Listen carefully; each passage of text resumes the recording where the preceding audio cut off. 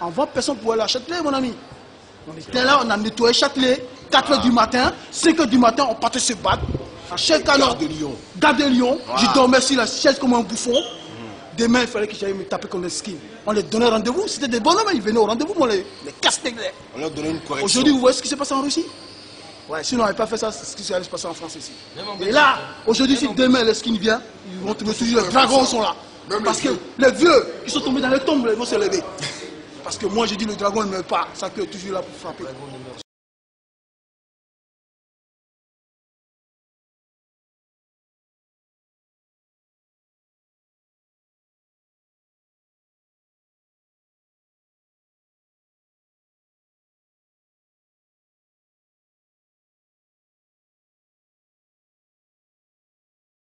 La grande différence, je pense, entre l'extrême droite et nous, c'est que nous, on chassait l'extrême droite.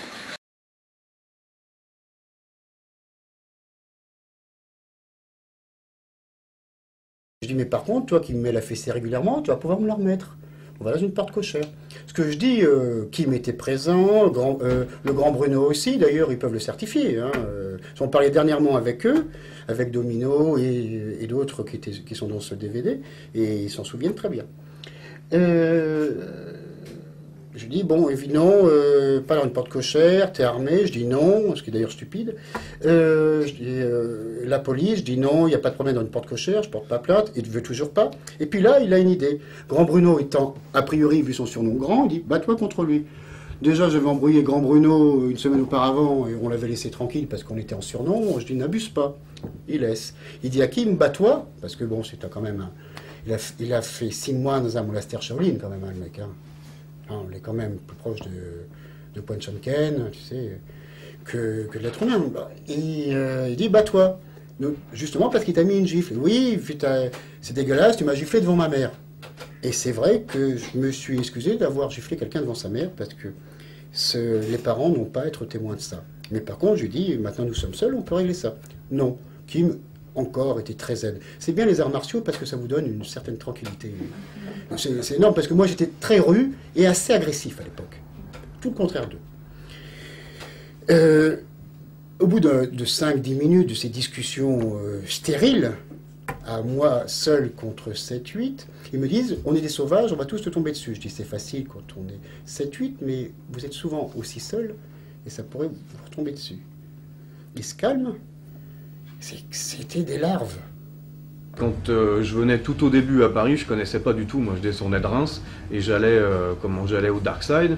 J'ai rencontré Serge et sa bande et les gens qui l'entouraient. Et j'ai pas senti de tension, j'ai pas vu de gens qui descendaient. Il n'y avait pas de descente, il n'y avait pas d'antifa dans la rue. J'étais souvent tout seul et à pied. La plupart du temps, on était vraiment 2 ou 3 où j'étais tout seul. Je me suis fait jamais chasser. Quand j'étais là-bas, la porte était ouverte. On discutait, ça finissait tard. On allait dans la rue, on sortait. Je rencontrais d'autres skins de Paris et de la région parisienne. On n'a jamais été chassés. Quand j'étais dans le Dark Lord ou au Dark Side, il n'y avait pas de descente régulière. Et j'y allais souvent. C'était un point de repère et de ralliement. On avait des gens qui étaient très bons. On n'a jamais pris de branlée à proprement dit. Enfin, jamais à main nue. Ouais, jamais à main nue ou jamais à nombre égal et conséquent. Et lorsque la revanche se faisait, généralement, quand tu te retrouvais au même nombre, ça détalait plus vite que... Ça fondait comme neige au soleil. C'était la beauté. Bah, nous, on faisait de la boxe, il y en a qui faisaient de la course à pied, quoi. Voilà. Donc, Clairement, dans la rue, il n'y a rien entre 90 et 2000. Des amis croches de ci, de là. Et moi, tous les gens que je connais qui sont proches de moi, il n'y en a aucun qui vous dira « Putain, je me suis fait exploser la gueule par des rouges ». En même temps, attention, je ne vais pas vous dire on les terrorisait et tout, c'est pas forcément vrai. Dire, on les chassait pas. Quand on tombe dessus, mais c'est tout, on n'a jamais été chassé. Pour être franc, dans cette petite guerre, vraiment petite, ils ont quand même essayé de nous attaquer. Ce serait mentir que de le nier. Je me souviens, moi, personnellement, de 3 attaques dans nos locaux et nos boutiques. La première s'est soldée par 11 douilles ramassées par terre par la police. Je m'en souviens parce que On n'a vu que leur cul.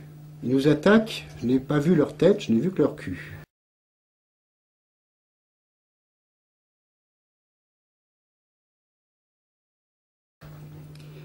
Voilà. La deuxième, je m'en souviens, était plus importante. Ils ont cassé notre porte, lancé un cocktail Molotov à l'intérieur de notre local, qui, bien sûr, à la mesure des personnages, ne s'est jamais allumé. Mais nous, à contrario, on a répondu par un coup de feu à travers la porte. On les a coursés, alors que nous étions 3, qu'ils étaient un bon nombre, jusqu'à Gare de l'Est. Il faut savoir que notre local était à Mont-Sergent. La troisième est beaucoup plus amusante. J'avais ma première boutique à d'Enfer Rochereau, rue Lalande, et ils décident de nous attaquer. Pour ça, ils se scindent en 2 groupes. Bien. Ils n'ont jamais réussi à atteindre même ma rue. Quand la police est arrivée pour les dégager, ils étaient réfugiés sous les voitures et hurlaient. Cela montre à l'évidence que ce combat n'est pas celui qu'ils disaient. On n'a jamais eu trop de problèmes, hein, parce que les bandes, on les a jamais vues venir vers nous, quoi. Les bandes adverses. Donc, en tant que JNR, on n'a jamais eu de problème. Ben, les Redskins de l'époque, ça me fait un peu marrer, parce que je les ai jamais vus non plus. Ou alors de dos en courant. Oui, c'est. Ouais, c'est rigolo. C'est rigolo. Venant de leur part, c'est rigolo. D'après ce qu'on me dit, c'est un tout petit qui m'arriverait à la ceinture. Donc, je sais pas. C'est un schtroumpf qui m'a mis dans le coma. Me faire mettre seulement par des schtroumpfs, je sais pas. C'est un peu dur quand même. Être skin, ça se mérite. Être rouge, ça s'achète aux puces, ça s'achète dans les commerces, ça se fabrique en squat, c'est pas trop dur. C'est très simple et très facile de dire 20 ans après, sur Internet, avec des amis tout autour, qu'on a été un guerrier. Mais je tiens à signaler qu'on pourrait ne pas me croire. On pourrait dire que comme eux, je mens. Je vais vous en donner une preuve. Ces gens-là, et ils l'ont eux-mêmes montré, ne pensent qu'à me détruire, moi et mes amis. Ça fait 26 ans que je suis là. Et je suis toujours là. Ce sont des guerriers, des conquérants, des victorieux. Et je suis encore et toujours là. C'est la preuve vivante, je suis la preuve vivante, que c'est une horde de pipeaux. En 90, à la braderie de Lille, alors que pendant 2 jours, les nervis du fascisme avaient, c'est un peu comme ça qu'on s'appelle, enfin, qu'on serait qualifié, ou les salles nazies, enfin peu importe comment on nous qualifiera, peu importe comment ils étaient qualifiés, ont tenu donc clairement 2 jours à la braderie de Lille un stand sur le pavé, hein, le stand du choc du mois. Et à la fin, quand ils ont tout replié, ils ont été voir les gens de la section carrément anti-Le Pen, donc des gens qui étaient clairement et radicalement opposés au fascisme. Et en plus d'être opposés au fascisme, c'est des gens qui devaient avoir énormément de temps libre pour pratiquer des sports tels que l'athlétisme, parce que, vu la façon dont ça s'est passé, ceux qui n'étaient pas de réels athlètes ont toutefois tout de même pu aller porter plainte. Ce qui est quand même assez singulier pour des gens qui crachent sur le système. On tourne quand même à la légende urbaine. Hein, on coupe des doigts, des mains, des actes de barbarie en français plus ou moins approximatif. C'est du plus profond ridicule. Ils cherchent à convaincre qui, les enfants de 8-12 ans. À qui s'adresse le mouvement de chasseurs et de redskins et de tous ces antifas, comme ils se dénomment, est constitué essentiellement de petits fils de bourgeois qui ont des problèmes d'ego avec leur famille. Et qui luttent contre eux-mêmes, contre leur famille, contre leur nation, contre leur culture. On est dans une espèce de schizophrénie. Ouais. Le Pen, passe à clou, c'est une merde. Il nous fait chier, c'est un fasciste. Mort à Le Pen, mort à Le Pen.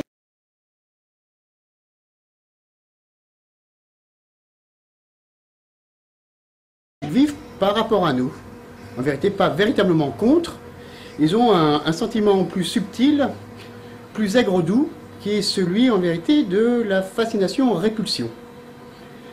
En effet, ce syndrome qui est bien connu, c'est celui des, on pourrait dire, celui des groupies, quoi, de ces jeunes filles qui vont à Tokyo Hotel en hurlant pendant des heures pendant la queue pour avoir le droit de regarder leur idole et que peut-être leur idole les remarque. Et à la fin du concert, leur idole vénérée ne les a pas remarquées, elles sont très tristes, elles leur en veulent, elles le détestent. Et bien voilà, cette fascination-répulsion, voilà ce que sont pour moi tous ces anti-skins. Ils nous ont combattus parce qu'ils ont combattu en nous ce qu'ils auraient voulu être. Ils n'ont jamais eu d'identité, nous en avons une, nous en sommes fiers, nous la revendiquons et ils nous en veulent pour ça.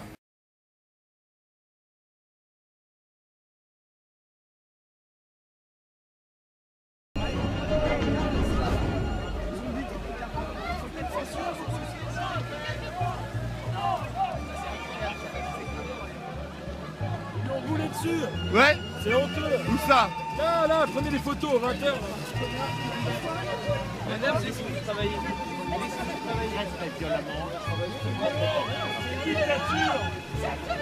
C'est qui la plaque?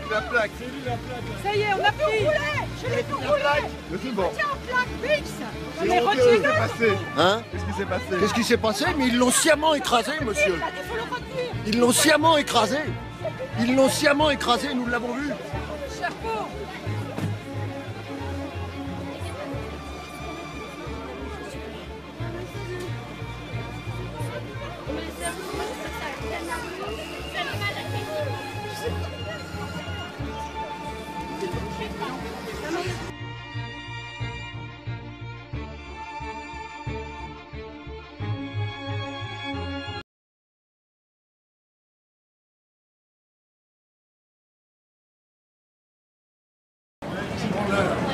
C'est quoi ce bordel? Personne ne touche! Personne ne touche! Tu touches rien! Tu touches pas, fils de pute! T'arraches la tête!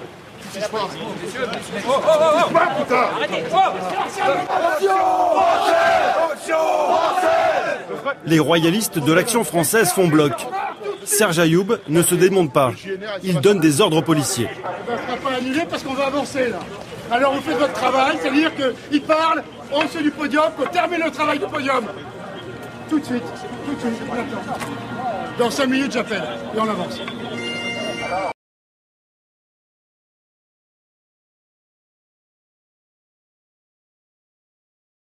Des brigades mobiles sont appelées en renfort pour empêcher les deux camps d'en venir aux mains, en plein Paris.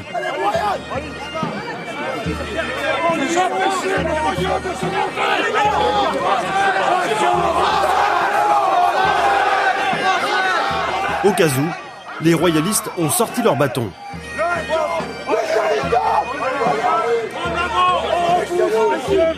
Reculez s'il vous plaît, reculez.